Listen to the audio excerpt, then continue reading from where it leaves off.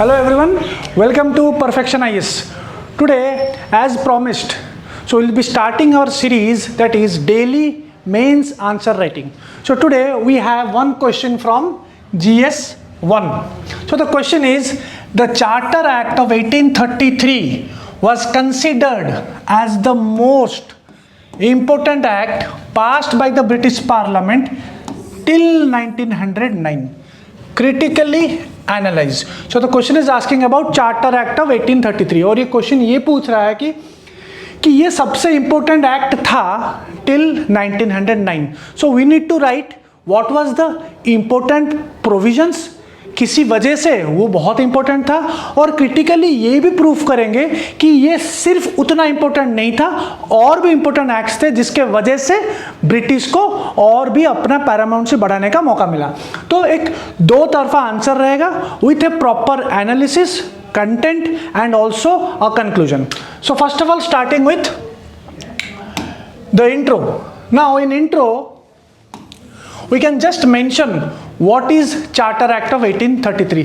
जैसे कि यहाँ पे हमने मेंशन किया द चार्टर एक्ट ऑफ 1833 और द सेंट हेलेना एक्ट इसको बोलते हैं, was passed to renew the charter of EIC for the next 20 years. 20 साल के लिए चार्टर बढ़ गया था till 1853. नाउ हुआ क्या था, ये क्यों इतना मोस्ट इंपोर्टेंट एक्ट है, ये लॉर्ड मोरले ने बाद में कहा था. Lord Morley considered it to be the most important act passed by British Parliament till 1909. Lord Morley का ये कहना था कि 1909 तक ये सबसे इंपोर्टेंट एक्ट था.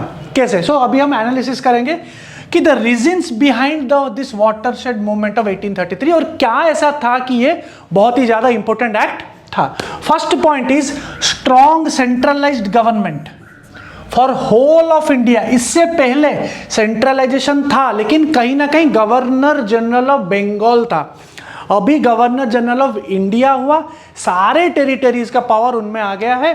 सो इट एंश्योर्ड एक uniformity of laws all over the country because governor general of Bengal, पहले भी गवर्नर जनरल के पास पावर था, सेंट्रलाइजेशन पावर फाउंडेशन हो गया था रेगुलेटिंग एक्ट से.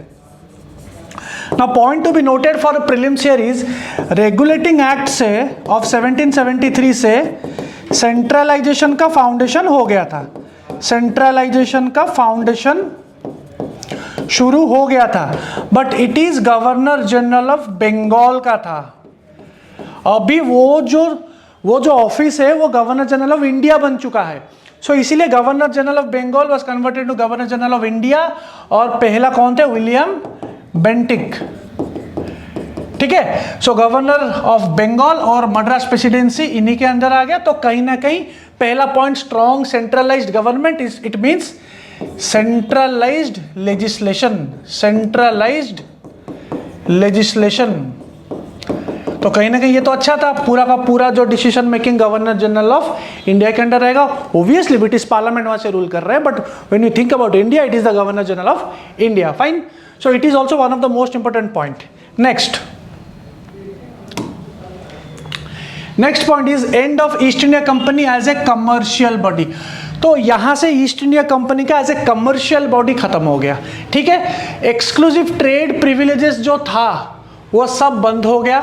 ठीक है. जो थोड़ा बहुत पावर था टी ट्रेड का, चाइना के साथ ट्रेड का, जो कि चार्टर एक्ट ऑफ 1813 में था, वो सब बंद हो गया. तो कहीं ना कहीं अभी पूरा का पूरा ट्रेड पावर उनसे लिया गया. ठीक है, जो पहले से था.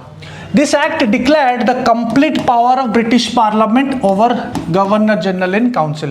पूरा का पूरा जो गवर्नर जनरल इन काउंसिल है, पूरा का पूरा पावर ब्रिटिश पार्लियामेंट के पास चला गया. ठीक है. और यहाँ पे कमर्शियल बॉडी खत्म हो गया.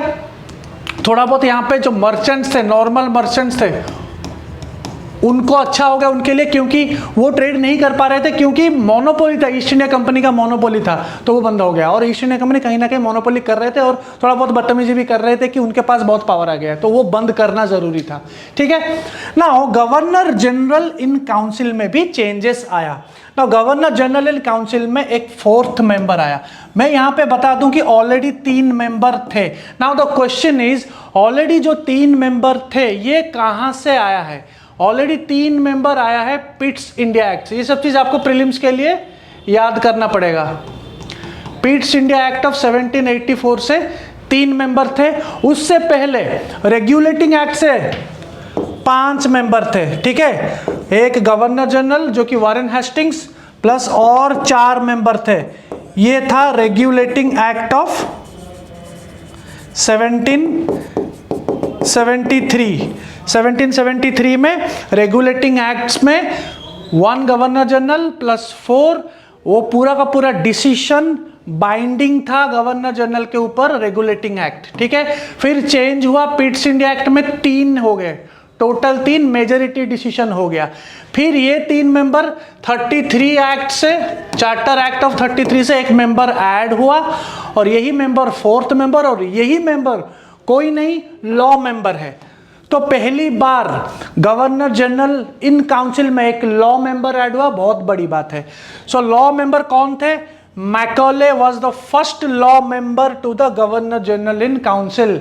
मैकॉले पहले लॉ मेंबर थे जो काउंसिल में ऐड हुए। ये बहुत बड़ी बात है, क्योंकि यही मैकॉले आगे जाके हेल्प किए कोडिफिकेशन ऑफ द लॉज, और वहीं से आईपीसी 1860 बना। So you mean to connect, that is why the charter act is a very very important act, because आज भी जो हम लॉ यूज कर रहे हैं आईपीसी, वो कहीं ना कहीं उसका जो जेनेसिस जाता है यहीं पे जाता है, और उसका जो अंदर का जेनेसिस है वो गवर्नर जनरल इन काउंसिल में जाता है। बिकॉज 4th मेंबर ऐड हुए, और कोई नहीं, बस लॉ मेंबर ही है, वही मैकॉले है, और वही मैकॉले को अपॉइंट किया गया एज द लॉ कमीशन का प्रेसिडेंट, और वही हेल्प किया कोडिफिकेशन ऑफ द लॉज। बाद में 1860 में आईपीसी बना, ठीक है। So this is the way you have to connect so that your answer gets enriched, ठीक है।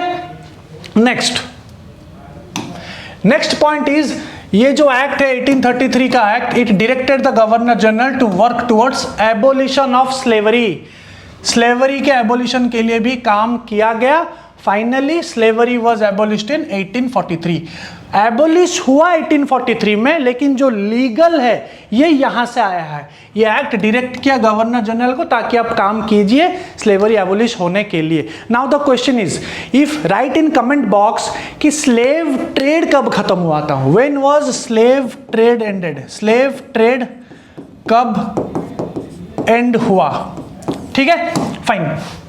देयरफॉर ये पॉइंट्स के बाद हम इन नटशेल बोल सकते हैं कि द कंपनी का, जो ईस्ट इंडिया कंपनी का जो फाइनेंशियल बेस था, उनको ट्रेड से मिलता था ज्यादा पैसा, राइट। तो वो फाइनेंशियल बेस अभी शिफ्ट हो गया from trade and commerce to land revenue. Land revenue मतलब परमानेंट सेटलमेंट, ठीक है। रॉ थियरी ये पहले से हुआ था, ठीक है। रॉ थियरी फुल फ्लेजेड उनका काम बस यहीं पे रहा अभी। रॉ थियरी, महलवारी, ठीक है। Permanent settlement 1793, raw theory 1820, Mahalwari 1822, ठीक है। तो कहीं ना कहीं अभी उनका पूरा का पूरा काम business of trade to business of government, because यही सब सिस्टम यूज करके they used India as a source of raw materials, and that revenue was used in the industrial revolution of UK, ठीक है। सो ये आंसर अभी खत्म नहीं हुआ है, ये एक पार्ट ऑफ आंसर हुआ। हमने क्लियर कट लिखा कि क्यों यहां पे इंपॉर्टेंट है, और वही पॉइंट लिखा जो कि क्वेश्चन के डिमांड को फुलफिल करता है। हम सारे प्रोविजंस यहां पे लिख नहीं सकते, स्कोप भी नहीं है। You have to write those 4 to 5 points which will fulfill the demand of the question, but the question is half made now.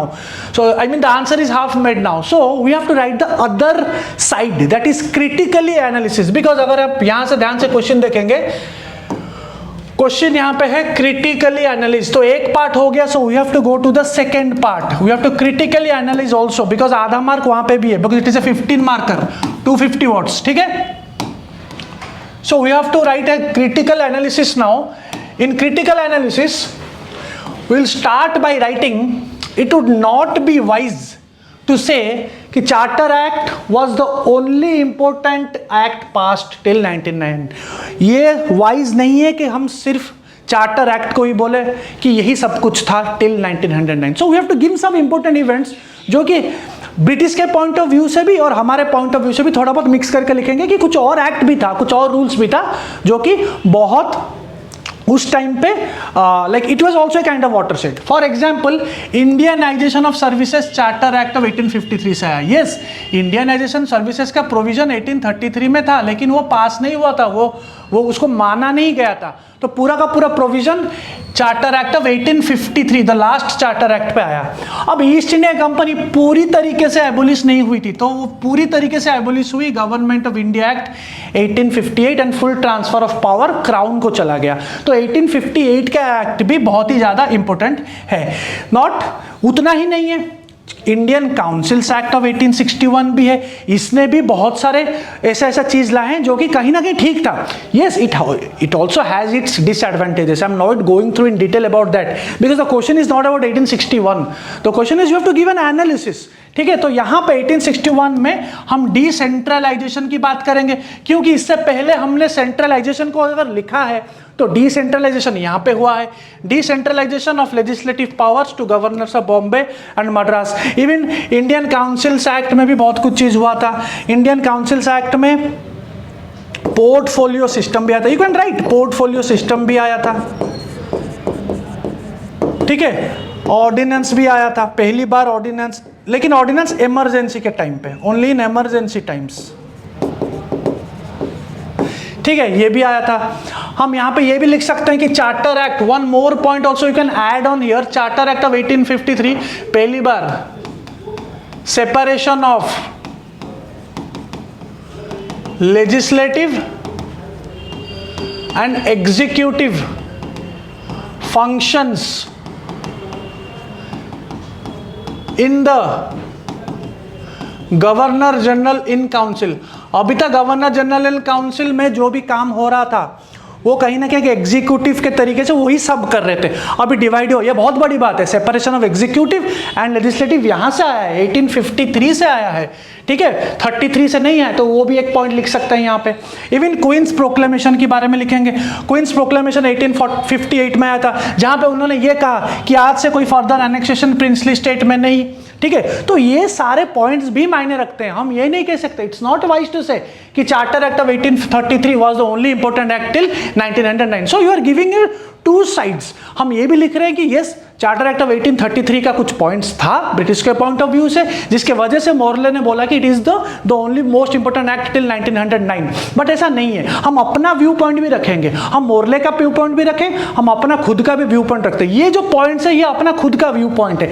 तो the more you read history, एक ब्रॉड वे पे अगर पढ़ेंगे तो उस हिसाब से हम मेंस में इस तरीके का व्यू पॉइंट डाल सकते हैं. अब फाइनली जब पूरा का पूरा आंसर लिखने के बाद हम फाइनली एक कंक्लूजन देंगे.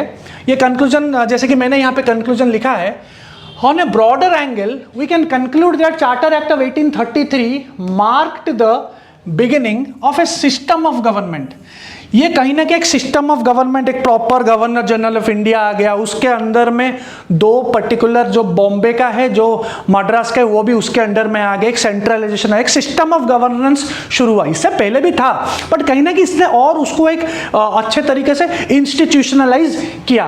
But later it was British who moved into pacification policy post the 1857 revolt. लेकिन 1857 रिवोल्ट के बच्चे, see how I am making the answer a dynamic. यहाँ पे मैं 1857 रिवोल्ट को भी ला रहा हूँ क्योंकि बीच में हुआ था, एक बहुत ही बड़ी चीज हुई थी 1857 रिवोल्ट, जो कि हर चीज चेंज कर दिया. So what I am trying to write is, yes, it marked, charter act of 33 mark किया the beginning of system of government in British India. But later it was British who moved into pacify करना चालू किया post the 1857 revolt by bringing some administrative changes through representative politics. आहिस्ता आहिस्ता representation करना, Indians को include किया, Aahista Aahista representative politics शुरू किया, and eventually playing the Hindu Muslim religion angle during 1905 Bengal partition के टाइम पे.